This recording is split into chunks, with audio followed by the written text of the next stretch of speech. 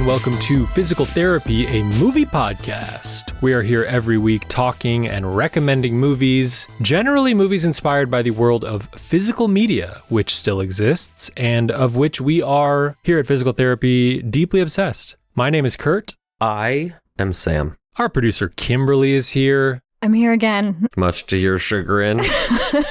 Still here every week. I'm not sure, but here you are. And we're grateful to have you. Every week you show up and just put a smile right on our little faces, Kim. Yes, that's me. Before we get started today, I would like to make a correction to last week's episode and then offer my resignation as the co-host of Physical Therapy for my failure in calling Twister a Paramount release. The 4K was, of course, distributed by Warner Brothers, not Paramount.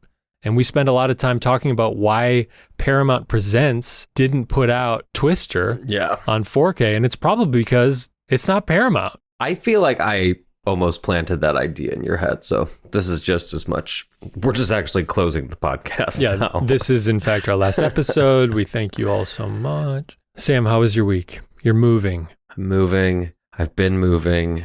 I'm very over moving. And I would just like to rest.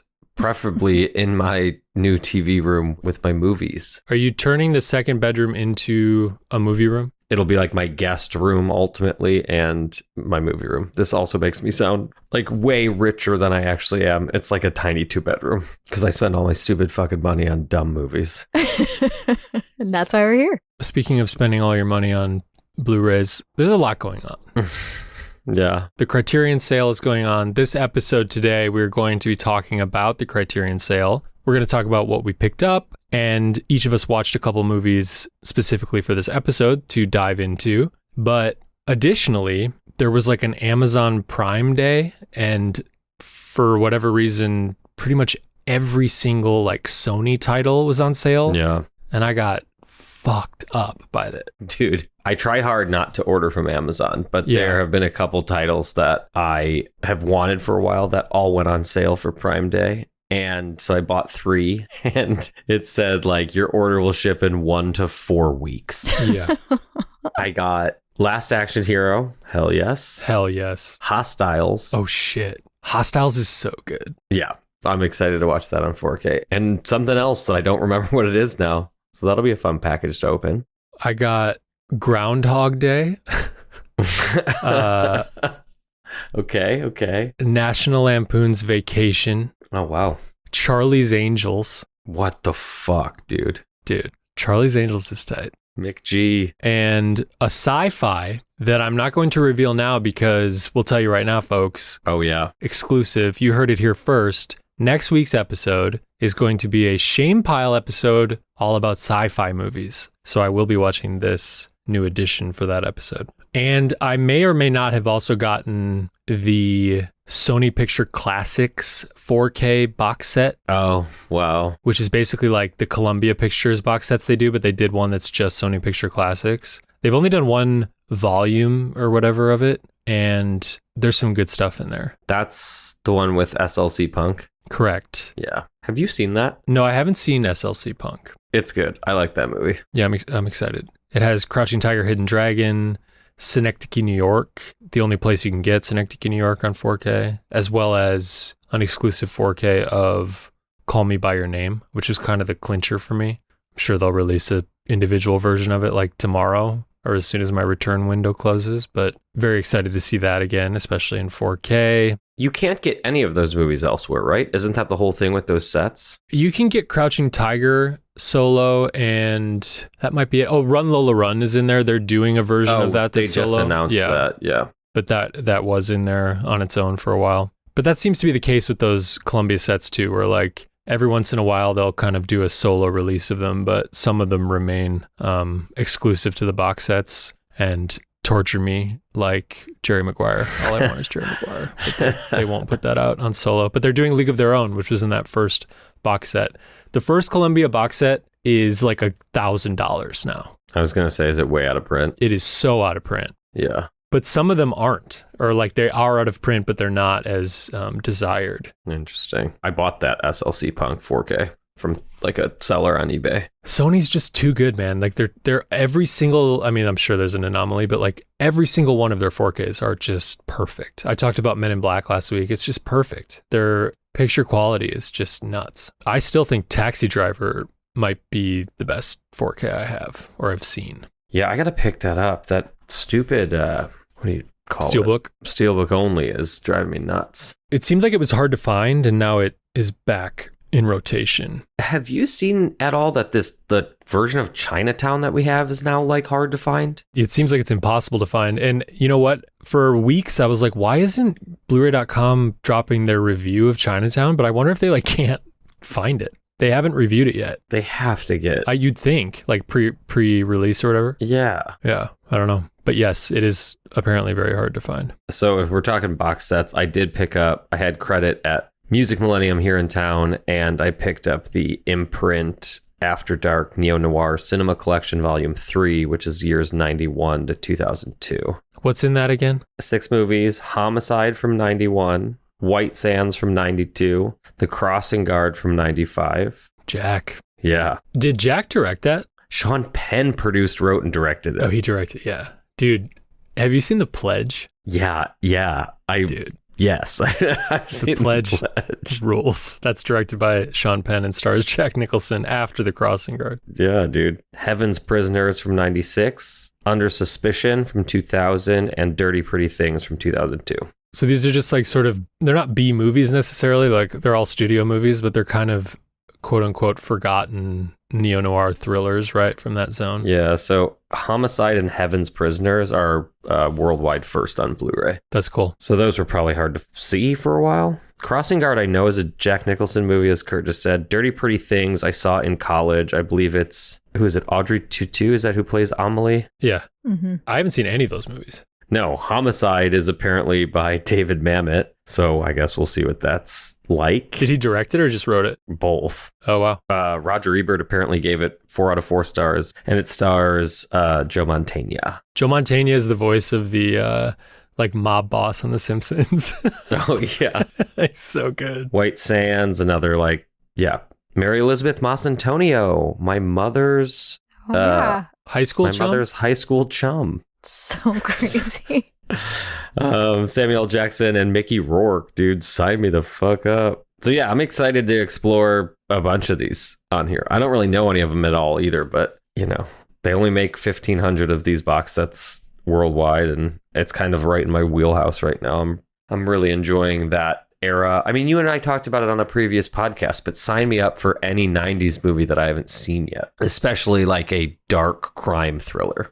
We posted it on Instagram, but I went a little overboard at Orbit DVD. I got Pearl on 4K, which is from, I don't know, Germany or something. It's like it's German. Yeah, it's like a quote unquote media book edition, and it is obnoxiously tall. I was just gonna say, how tall is that thing? It's tall. You would not like it, but I believe that's the only way to get it on 4K. There might be a steelbook that's out of print from abroad as well, but I got a few other things in there, too many other things, but I'm particularly excited for a revisit of a little movie called Deep Impact. Hell yeah. Something I was circling for last week's episode, which was all about summer movies. I was considering one of my picks to do a double feature of Deep Impact and Armageddon, but I could not find Deep Impact in time, so I'm just going to watch it for no reason at all now. Dude, you got to keep your eyes out at Amoeba for Deep Rising. The out-of-print Kino, right? Yeah, if you ever see it, man. Did your mom send you $90? Mine didn't. No, she didn't. So thanks a lot, Mom. My mom did apologize to me for my Twister experience, though. Oh, that's so cute. It made you into the nut job you are today, though. Yes, it did. Where would I be without it? Should we talk Criterion? Yeah, I think we should. Should we also point out what the sale is for people who don't know? Okay, yes. And I do have a question regarding the sale, which Kimberly, maybe you could put your genius mind to while we talk. I'm wondering how long this has been going on, because it dates back as long as I can remember. Mm-hmm. Definitely when we were in college, this was a thing. Without a doubt. Twice a year, in July and in the... Is it November? Fall? Yeah, November at some point. It's usually November. Barnes & Noble has a 50% off Criterion Sale. So all of their Criterion Blu-rays, DVDs, 4K Blu-rays now are half off. And it lasts about a month every time it happens. Yeah, do we know the end date of this one? It ends on the 28th. 28th. I cannot find how long this partnership has been going. It's a good question. Yeah. But every year they do it twice, and it's just something I am always kind of aware of that it's coming. Like, I tend to wait to buy Criterions until but it's a special thing, you know? It's a dangerous thing. And I feel like every time I go to Barnes & Noble during this time of year and hit the sale, I always recognize like-minded, troubled, lost souls like myself who are wandering the sale, making a stack. The stack is bigger than they thought it would be. They're struggling with which ones to put back and which ones to take out the door. And I always just want to do like a little nod of solidarity. Yeah. I feel seen, you know? I've definitely seen the same people there like over years of sales. Definitely. That's so funny. I was in there the other day and there were like 4 people looking like, you know, zombies like myself. And I was struggling not to be like, you should listen to our podcast. Just stand there with cards. Yeah, we should. We should. But the beauty of Criterion is not only is it, you know, just one of the top of the game formats to experience movies you already know you love, but it's such a well curated collection, obviously, to discover new things. And they are geniuses at the way that they, on the package, sort of market each movie. You know, they don't show you any images from the film. They keep it very mysterious. There are no screenshots, and every title obviously has custom artwork that's always beautiful and the description of what the movie is. And they make it seem like every single title is the most important movie in the history of film history. Whoever writes copy at genius. Criterion is insanely talented. Insane. And, you know, most of the movies are absolutely worth seeing, if not all of them. Like, I don't always love them, but I'm never mad that I checked one out, you know? No, never. I mean, even if, as you just pointed out, even if you don't love the movie, it doesn't feel like you're wasting your time having watched it. Their stuff is really, really awesome. And, you know, for a long time was very much my favorite label and is not that way anymore. I think other labels are a little bit more my speed or up my alley a bit more. But it's their artwork, as Kurt said, is really beautiful. Their presentation is great. I love their menus. They're very simple, but very like nice. And it is a thing that I look forward to whenever it happens. There have been plenty of times where I haven't been able to go to one, and that's kind of a bummer. But this time I think I went like the second day it was going on. And the guy was like, well, you came just in time. We just got a new delivery. I do think that they are maybe top of the game. You might disagree, but top of the game in terms of special features. Yes. I think they have some of the most thoughtful, well-produced supplementals of anyone. Just really good quality. You know, there are plenty of other labels that have as kind of packed of discs as Criterion, but I think like pound for pound, their supplementals are the most well done. I got to shout out the Barnes & Noble at the Lloyd Center, which is a crazy dying mall in the middle of insane. Like the east side port of Portland. And every time I'm in that mall, the fact that I'm not bitten by a zombie is alarming. It's really weird, but their Criterion selection is great every time I'm in there. Can I ask you, let's get into some of the titles. So let's just talk about like what we've gotten, what we maybe have yet to get, because there is still time. Yeah, for sure. And then we'll get into the ones that we watched specifically for the episode. But okay. My first question is, have you been able to find Bound? Because I really wanted to get that. We even talked about doing that for this episode as like kind of a feature of the episode, but I can't find Bound in LA. Well, I bought Bound because we were going to do an episode of it and because I wanted it, but I bought Bound. I pre-ordered it from somewhere right before the sale, which is kind of a bummer. Yeah, but you have it and I don't. Yeah, that's the other thing. I'm not mad to own that movie. So yes, I found it, but not through the sale. Okay. I can check in Portland for you. I'm going to kind of keep an eye on their website this week, because it seems like they kind of I've seen it pop up, and then by the time I'm like ready to leave the house, I check it again and it's not there anymore. So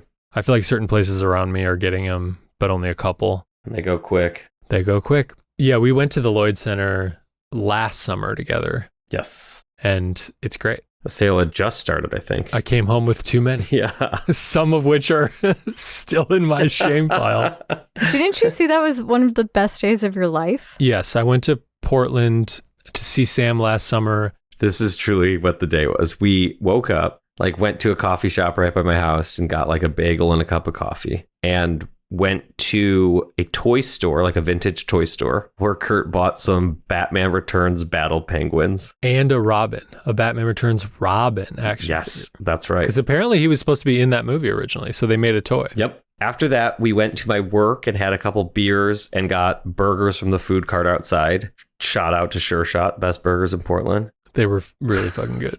And then we went to Music Millennium, which Kurt had never been to, which has just this massive, incredible wall of all the boutique Blu-ray labels. And they have a great selection. The guy who does the buying there is really awesome. And the thing about Music Millennium is that in the middle of the store, there's a countertop that is also a bar. So you can get beers there. And so we had a couple beers at my work, had a couple beers at Music Millennium. And as we walked out, Kurt was like, "This is so fucked up. You can get all fucking drunk and buy Blu-rays."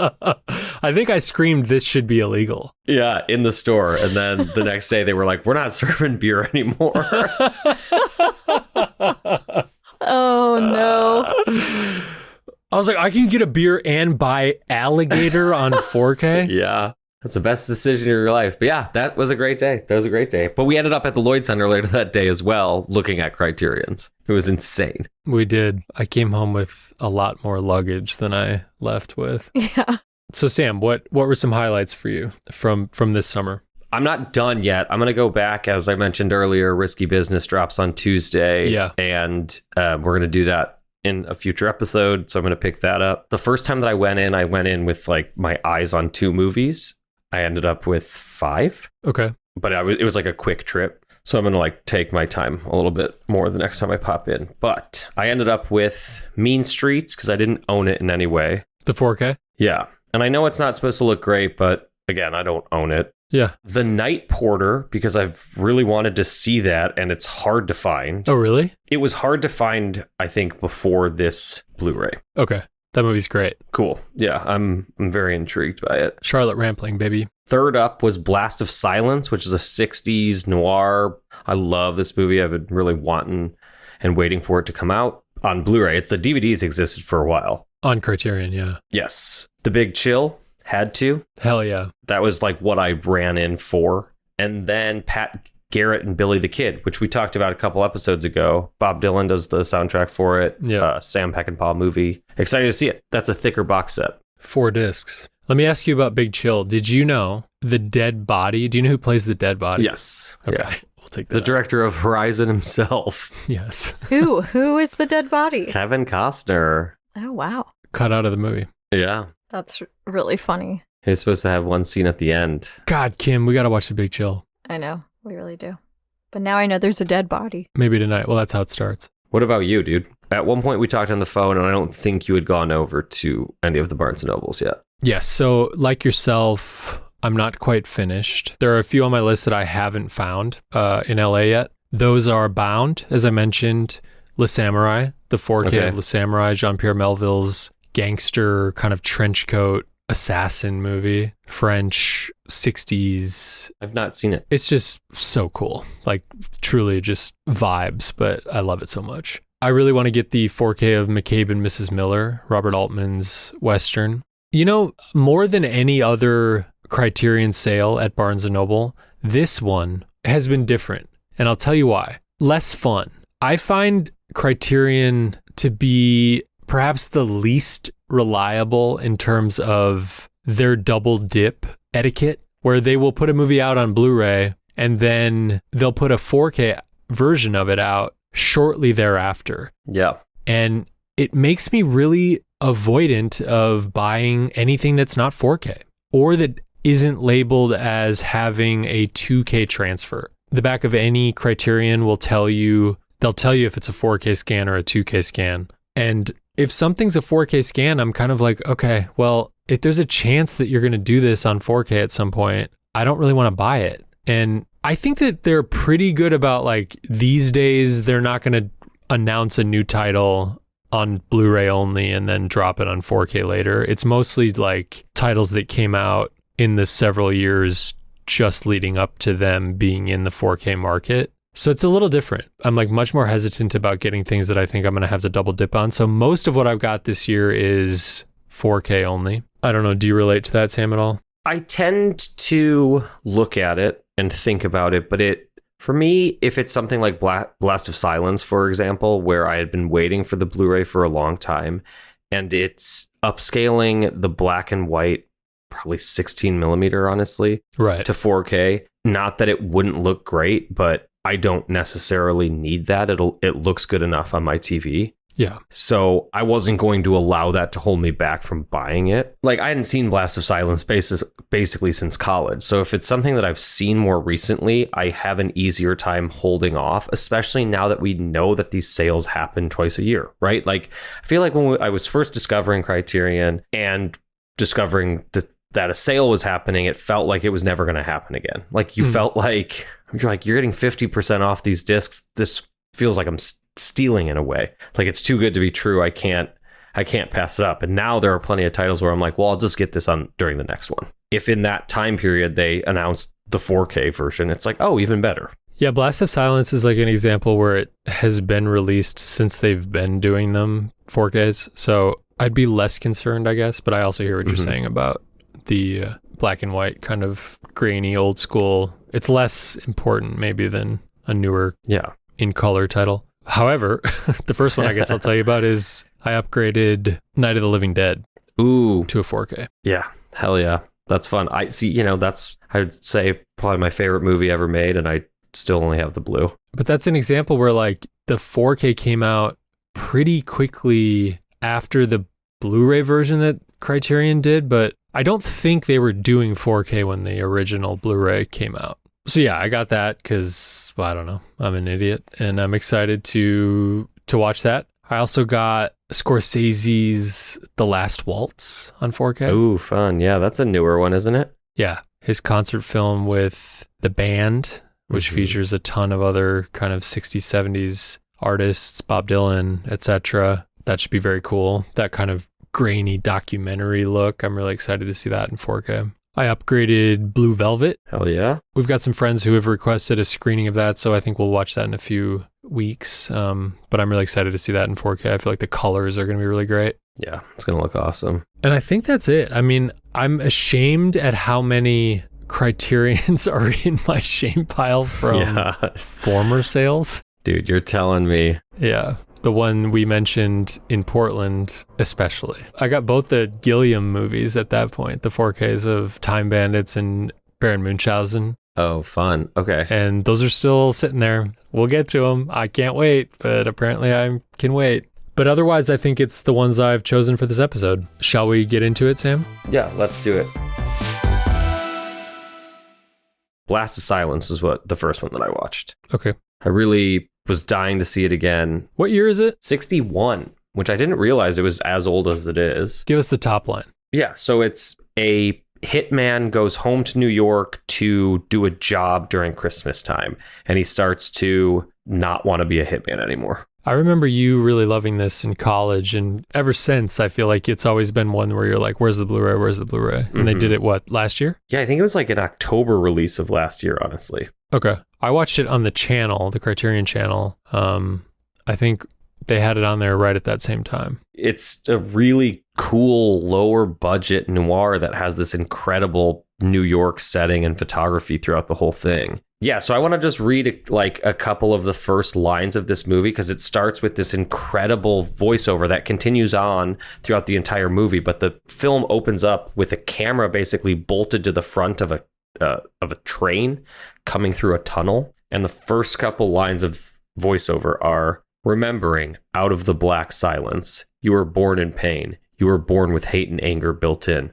Took a slap on the backside to blast out the scream, and then you knew you were alive. 8 pounds, 5 ounces, baby boy Frankie Bono, father doing well. Later, you learned to hold back the scream and let out the hate and anger in another way. which is just like that pretty much sets the table for the movie. Yes. That's cool. I remember watching this and texting you. I was like, dude, the opening of Beau is Afraid is an homage to Blast of Silence. Oh, yeah. Where it's like all dark and he's like a baby and he's getting slapped by the doctor and you see his like point of view of like being birthed. I'm telling you. Yeah. This is a great movie. It's pretty quick. It's 77 minutes. How was it on Blu-ray? It looked awesome, man. It really looked great. It's just such a cool, it's so cool to me to see cities like being alive in a way that doesn't feel produced. Mm-hmm. Like this was shot probably without permits on location, and New York was crazy looking in the 60s. It looks so cool. The city looks amazing in it. Yeah. Is Grosse Pointe Blank like a version of this? Oh, I could see some notes from it. Okay. Are you a fan of that, Kim? I used to. I haven't seen it in so long. I remember liking it. Same. Yeah. I think I like it more than High Fidelity. I can't remember. I confuse those two. Ooh, together. I love High Fidelity so High Fidelity is much. good. I don't really like John Cusack all that much. He's a weird one. Not till we watch Identity. Oh, fuck, dude. Dude, Identity. What was your first watch? All right, I'll go with one that you mentioned already. And I won't say too much about it because I know it's on your list, but I watched this morning the 4K of Pat Garrett and Billy the Kid. Oh, cool. Okay. You said earlier that it was 4 discs. Is that 4 different cuts? I believe there are 3 cuts. Okay. 2 on 4K, and the other one must just be on the Blu-ray. I went with the theatrical cut. Okay. It's 1973. This is Sam Peckinpah, a Western, and it's essentially about a character named Pat Garrett who used to kind of run with Billy the Kid. Pat Garrett is played by James Coburn, and Billy the Kid is played by Chris Christopherson. And Pat Garrett has gotten married or like left the gang, kind of gone straight essentially, but is now a sheriff, and he's been tasked with dealing with Billy the Kid and encouraging him to kind of move on, and if he won't do it willingly is basically in charge of hunting him down. But they're old friends. It reminded me a lot of Jesse James. Oh, cool. Okay. I think that those movies are in a certain type of conversation with each other. You mentioned Bob Dylan does the score for this film. It's got just like incredible tambourine and like some type of like flute elements to it. It's just so gorgeous and really juxtaposes like the gritty violence of a Western, especially a Sam Peckinpah Western. Dylan is also in this movie, and I loved it. I thought it was like A+, really entertaining. And like, if I could die and come back as any man, it might be James Coburn. I mean, yeah, that's a good choice. So highly recommend this. It's an awesome Western. I really want to revisit Wild Bunch. At first glance, I got to say I am a bigger fan of this than I was Wild Bunch. Yeah, I've seen Wild Bunch a couple times on film and everything else, but it's never really clicked for me all that much. This is just like a really simple structure, sort of a cat and mouse style thing, you know, not in a cliche kind of way, but thematically, you know, I really enjoyed watching the two of them, and there's all this backstory and history that's just sort of implied and felt in a really cool way between the two of them, and how much James Coburn's character has changed and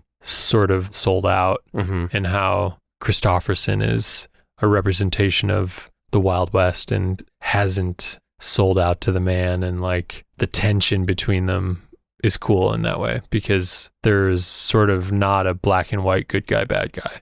Sure. I didn't really have a chance, like I said, I watched it this morning to dive too much into the supplementals on this release, but it is certainly robust. All right, Sam, what do you got? Movie 2 was also mentioned, The Big Chill. Hell yeah. I rented this movie earlier in the year from Movie Madness and immediately fell in love with it. I just thought it was really funny, really well written, extremely well directed, and it's just like a pleasant, good movie to sit through. You know, the three of us are all the same age, and we've been out of college for a hot minute now, and it like is very much people who are college friends getting back together for a weekend after the passing of one of their friends. Yep. This is a very popular movie. A lot of people are in this movie. Tom Berenger, Glenn Close, Mary Kay Place, Jeff Goldblum, William Hurt. Meg Tilly. Oh my God, William Hurt. He's so good in it. He's so fucking good. And when I saw it a couple months ago, I turned it on after work, again, a little tired. And within 20 minutes, you're just so pulled into the whole movie and the whole weekend. And it's a perfect setup for a movie, because it feels like a weekend. You have the first night where people are still a little sad, and then everybody goes a little crazy on the second night. And then, there's kind of the hungover last day of the weekend. Yeah. It's just good. And it makes me sad, and it makes me think, and it makes me happy. It just hits all the right notes. I don't want to, Kim, you've not seen it. No, I haven't. We're probably going to watch it the second we finish I'm sure recording we'll this. watch it tonight. Yeah. It's great. But this movie is directed and co-written by Lawrence Kasdan, who, Kasdan wrote Empire Strikes Back and has a lot of fame from that. Didn't he do Raiders? Yeah, Raiders of the Lost Ark is what I was just going to say. Yeah. Indiana Jones, you ever hear of it? But he also directed Body Heat, which is an incredible neo-noir, also starring William Hurt. God, that would have been a good summer movie. Yeah, for sure. Yeah, it's So sweaty. drippy, sexy. Whoa, Kim. The other thing about The Big Chill that was my introduction to The Big Chill, because this is a movie that my mom really loves. Sure. 20 years before I saw The Big Chill, I knew every single song on the soundtrack because we would listen to it constantly growing up. It has an amazing soundtrack. Yeah. Seek out The Big Chill if you've not seen it. I'd have a hard time believing anybody would have a bad time with it, but weirder things have happened. Some great 80s fashion in it. It'll make you want to wear short shorts if you're on the fence like me. There's just great lines in it, too. There's just excellent, sarcastic jokes, digs at one another that really makes you think that these people are friends. Yeah. Oh, we didn't even mention Kevin Kline, who's awesome in it. Oh, other yeah. than he's got a little bit of a foghorn leghorn accent going on. What's Foghorn Leghorn? Isn't he the giant rooster in Looney Tunes? He's like, I say, that guy. Okay, my next pick, I got and watched the 1984 directorial debut of the Coen brothers, a 4K of Blood Simple. Damn, I didn't realize this was out on 4K. I was just packing my Blu-ray of Blood Simple up, and I hate the cover of it so much. Not the Criterion. No, it's just a studio release Blu-ray. Yeah. This is a lower budget neo-noir starring Frances McDormand, John Getz, Dan Hedaya, and M. Emmett Walsh. He's so gross in it. Oof. He's great. You can feel the sweat. Yeah. And it's essentially a story about a bartender who is having an affair with his boss's wife, and that boss hires someone to kill them, and things go wrong and things ensue, and is really solid and has a very kind of inspiring, achievable sort of low budget quality to it if people are interested in filmmaking. They do a lot with a little. There's so much style to it, and a really beautiful 4K. I think we've gone on and on about this at this point on this show, but you feel like you're watching this at Sundance or whatever. Yeah. I think it won the grand jury prize at Sundance. How did this hold up? I haven't seen it in years. I loved it. I hadn't either. And I had seen it once at least, maybe twice. I had the Blu-ray you're talking about, and I think maybe that was the first time I'd seen it. I kind of blind bought that Blu-ray before it was a Criterion. My memory of it was sort of slow, but I thought it was incredibly engaging this time.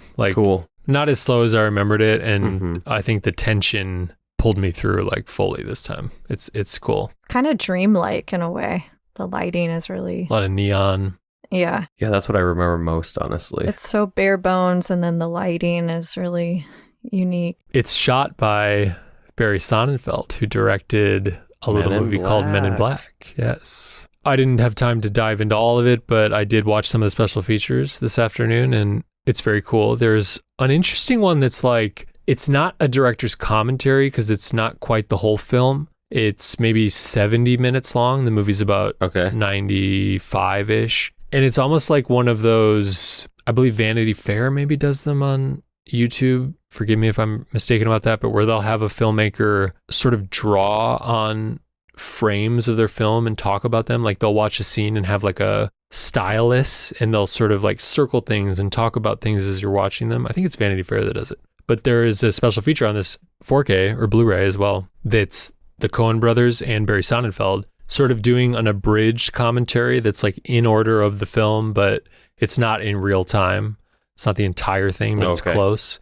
And they all have like little screens, iPads or whatever in front of them, and they're talking about, you know, shooting the scene and how they made it, how they lit it, how they shot it, and they're drawing on it, and you're seeing sort of, you know, it's cutting to them sometimes, but it's also like full screen on the film where you're seeing the illustrations of what they're highlighting with their pens, their styluses. It's great. Really, really informative stuff. And like I say, really inspiring if you're interested in filmmaking, because what they had to work with was minimal, and their experience at the time was, you know, this was their first film.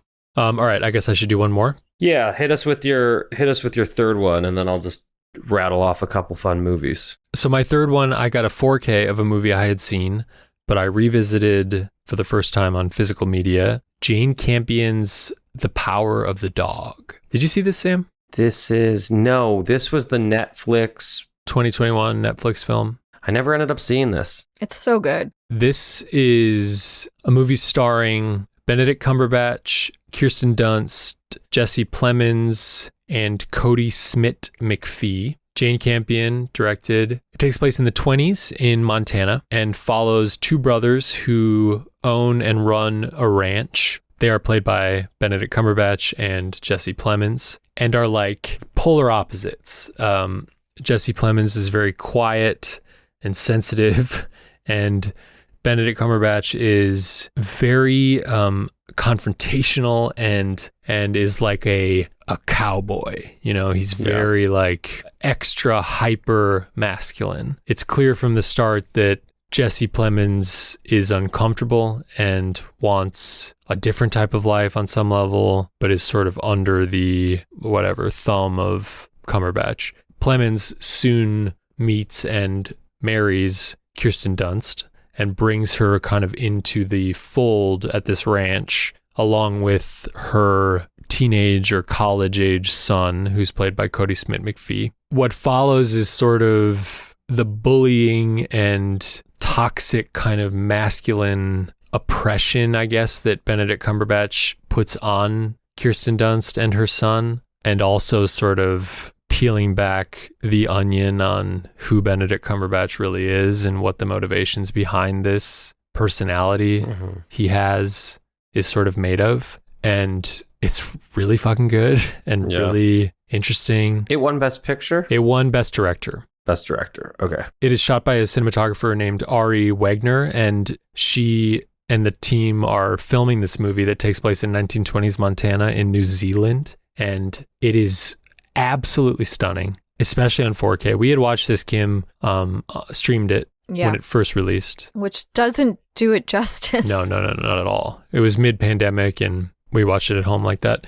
But yeah, this 4K is amazing. And I love so much when a film that takes place in one place in the world shoots in a totally other place in the world that's like not the same, but brings out kind of qualities or whatever that you wouldn't get in the same place necessarily, or it makes it a little more surreal or dreamy or heightened or whatever. And the choice to do it, I'm not sure totally why they did it. It could have been because New Zealand, from my memory, had a lot less COVID cases, I guess, than the United States, I guess, from what I remember. But weren't X and Pearl shot in New Zealand? Oh, maybe. I think they were.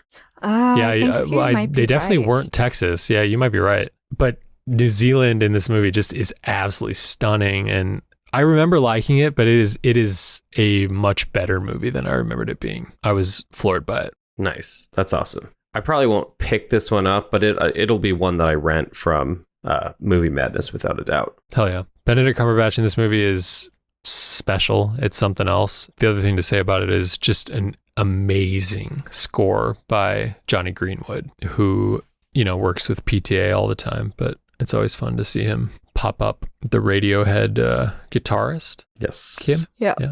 A king. Yeah, truly. So yeah, those are my three. 2 Westerns and a neo-noir. Sam, what else? What else you got? Okay, so if anybody is wanting some titles to go out and check out, I would recommend the Lady Snowblood collection. Oh, hell yeah. These are 2 movies that very much inspired Tarantino with Kill Bill. Yep. And they're both incredible. excellent Japanese movies. David Cronenberg's The Brood from Canada, 1979. Incredible body horror creep out masterpiece. I love this movie. I would also recommend Eyes Without a Face. I know that's one that you love, Kurt. Oof. One of my first memories of Criterion is Eyes Without a Face. Sure. I had like the equivalent of male DVD from Blockbuster in 2005 or something, 6. That is when I first discovered Criterion. And the first two I ever remember getting were Eyes Without a Face and I think Down by Law, the Jim Jarmusch film. Oh, okay. But Eyes Without a Face, yeah. It's a French film, 50s, about a surgeon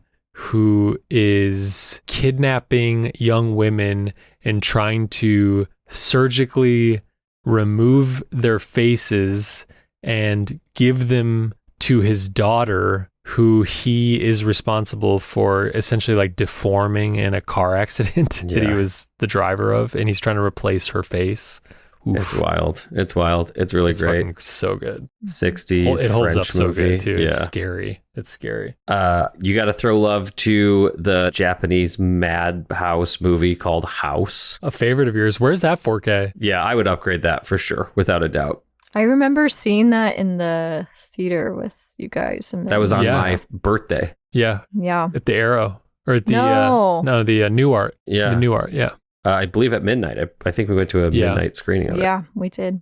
I would also recommend Peeping. We did an episode on Peeping Tom. It's a great time to pick up that 4K. It looks beautiful, as we said on there. There's Night of the Living Dead, as Kurt said earlier. Throw some love to Early De Palma with Sisters. Hell yeah. These are all great. Anything, if you're a horror fan and you're like looking for something from Criterion, any of those are great. If you want to go way old, 1932's Vampire, excellent. I've been thinking about getting that in prep for Nosferatu. Yeah, and it's just so it's such like a vibe. The whole thing is it just gets under your skin, and there's just excellent images in it. So check any of those out. Hell yeah. Some good 4Ks are Virgin Suicides, Ooh, yeah, good call. Raging Bull, and Lost Highway. I would highly recommend that too. In the horror realm, David Lynch's Lost Highway. Don't Look Now. So yes, it's the happiest time of year. Head on over to Barnes & Noble and hit us up on Instagram and tell us what you got. Actually, quick question too. Have you seen Menace to Society?